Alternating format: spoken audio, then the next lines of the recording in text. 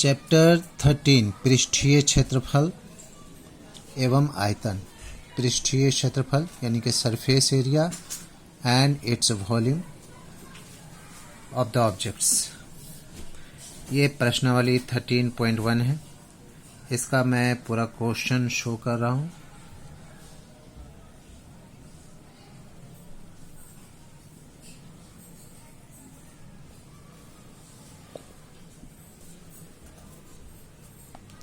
You get all the questions of 13.1 प्रश्नावली 13.1 यानी कि एक्सरसाइज 13.1 13.1।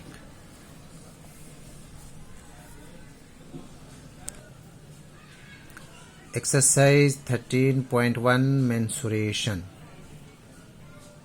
का क्वेश्चन नंबर 1 में बोला जा रहा है कि एक घन है और जिसका आयतन जो है वो है 64 cm3 और इसमें दो घन ऐसे दो घनों को जोड़ करके एक घनाभ बनाया जाए तो इसका टोटल सरफेस एरिया कितना होगा, इसको हमको निकाल के दिखाना है। तो सबसे पहले घन का आयतन, घन का आयतन घन किसे कहते हैं? जिसका all the 12 sides are equal and the 6 surfaces are equal. घन का आयतन इज इक्वल टू भुजा क्यूब। अगर इंग्लिश में लिखना है तो लिखना है volume of cube, CUBE cube. Volume of cube क्या लिखेंगे? Side cube. वॉल्यूम कितना दिया हुआ है? 64, तो साइड क्यूब हो जाएगा। 64 को ब्रेक करेंगे तो 4 से 3 टाइम्स में, यानी कि 4 इंटू 4 3 टाइम्स लिखेंगे। 4 चौके 16, 16 चौके 64 हो जाएगा value. Side cube cancel. Therefore, side is equal to 4 centimetre, क्योंकि वॉल्यूम जो था वो cm3 में है जी।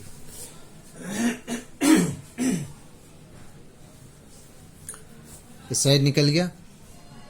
अब इसे मैं थोड़ा सा फिगर बना दे रहा हूँ। फिगर बनाने का दरकार नहीं है आप लोगों को, मैं शो करके दिखा रहा हूँ कि इसे किस तरह से बनाया गया है। इस तरह से कर देंगे।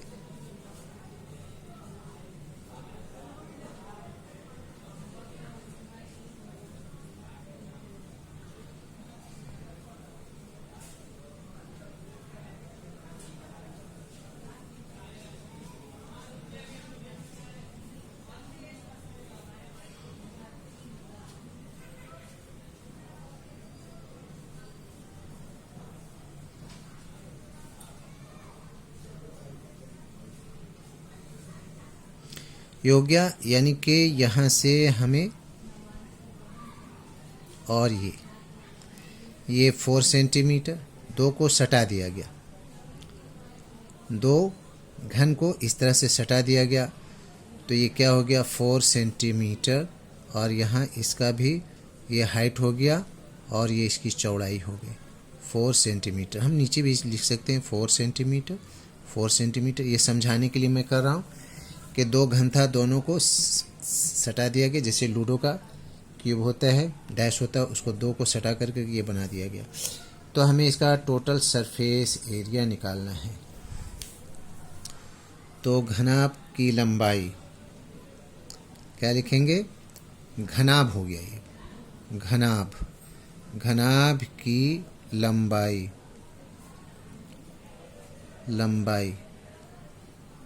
कितना हो गया? ये यहाँ से यहाँ तक 4 + 4 इज इक्वल टू 8 सेंटीमीटर। और चौड़ाई, घनाभ की चौड़ाई, ये पूरा लिख देंगे। घनाभ की चौड़ाई कितना हो जाएगा? 4 सेंटीमीटर। 4 सेंटीमीटर। उसी तरह से ऊंचाई कितना हो जाएगा? वो भी 4 सेंटीमीटर। इसमें कोई चेंजिंग नहीं आया जी। और घनाभ को हम लोग इंग्लिश में बोलते हैं क्यूबॉइड। अगर किसी को लिखना हो तो क्यूबॉइड लिख देंगे, लेंथ ऑफ क्यूबॉइड। हो गया ये। अब हमें निकालना है टोटल सरफेस एरिया, यानी कि घनाभ का पृष्ठीय क्षेत्रफल। घनाभ का पृष्ठीय क्षेत्रफल,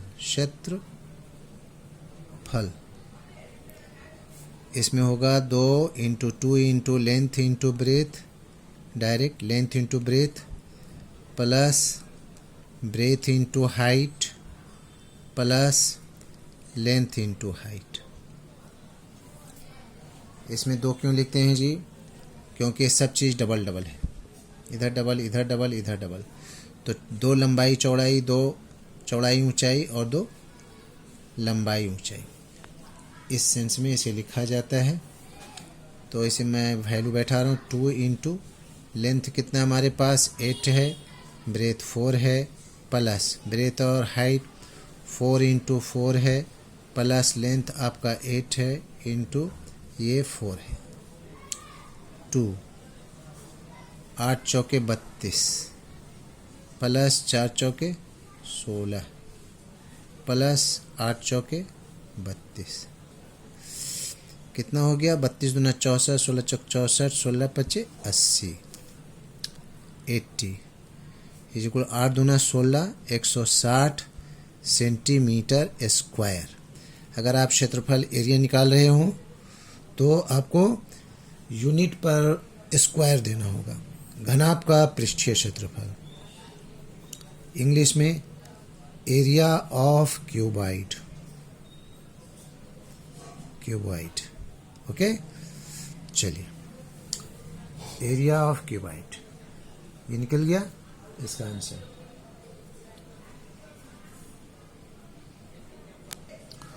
और डिटेल में लिखना है तो इसको लिख दीजिए total surface area, total surface area of cuboid, okay. चलिए, क्वेश्चन नंबर 2 में बताया जा रहा है कि एक अर्धगोला है। इसको मैं स्ट्रेट पहले खींच लूं और यहां से गोल कर दे रहा हूं। अर्धगोला है और अर्धगोले के ऊपर एक सिलेंडर रखा हुआ है, जबकि इसका जो हाइट है यहाँ तक, जिसे मैं बाहर में भी शो कर दे रहा हूँ,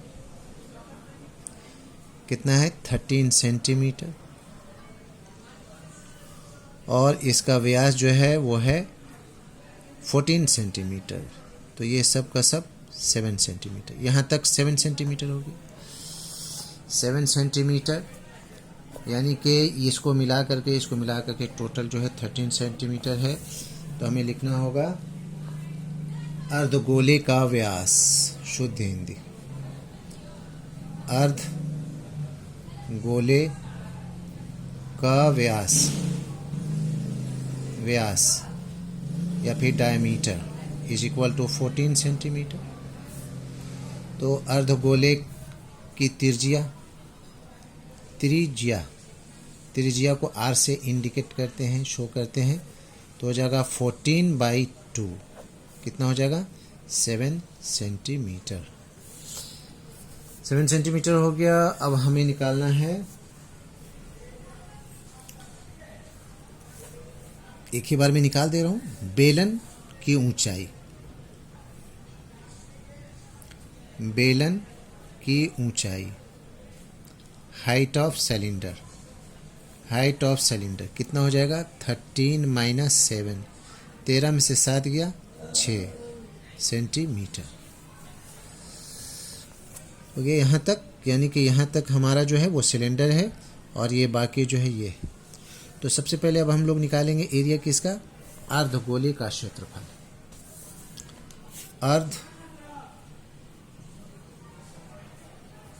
अर्धगोले, हेमिस्फीयर, अर्धगोले का क्षेत्रफल। अर्धगोले का क्षेत्रफल, एरिया ऑफ हेमिस्फेयर। अर्धगोले का क्षेत्रफल कितना? 2 पाई आर स्क्वायर। पूरे गोले का, बॉल का 4 पाई आर स्क्वायर, इसका आधा 2 पाई आर स्क्वायर। 2 इंटू पाई का वैल्यू 22/7, आर हमारे पास है 7, आर स्क्वायर है तो 2 टाइम्स 7 7 कट, कितना हो जाएगा? 7 दूना 14, 14 दूना 28 और 14 दूना 28, 2 30, 308 सेंटीमीटर स्क्वायर। किसका एरिया निकला? इतना का एरिया निकल गया। अब हमें सिलेंडर का निकालना है, इसका बोल रहा है इनर निकालने के लिए। ये सब इनर ही निकल रहा है, इनर एरिया, आंतरिक क्षेत्रफल। अब हमें निकालना है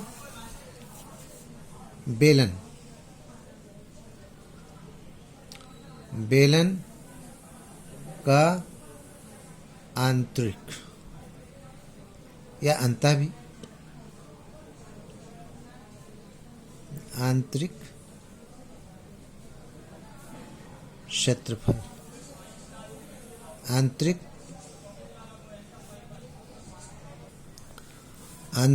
वक्र पृष्ठीय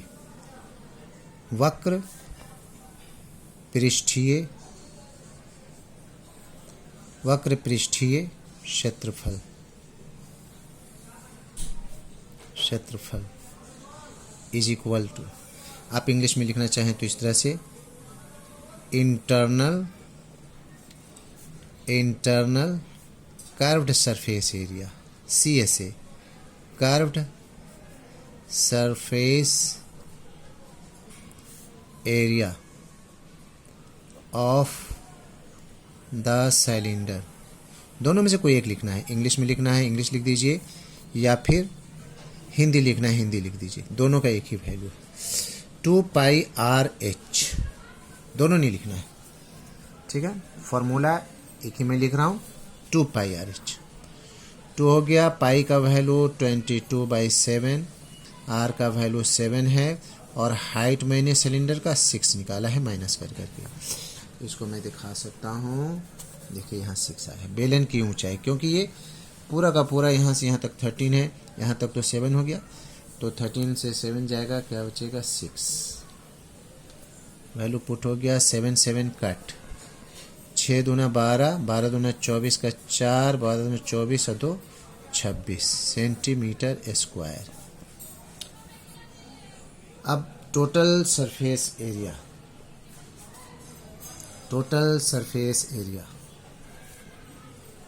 संपूर्ण टोटल एरिया क्या लिखेंगे? Inner surface area of cylinder, कुल क्षेत्रफल, आकृति का कुल क्षेत्रफल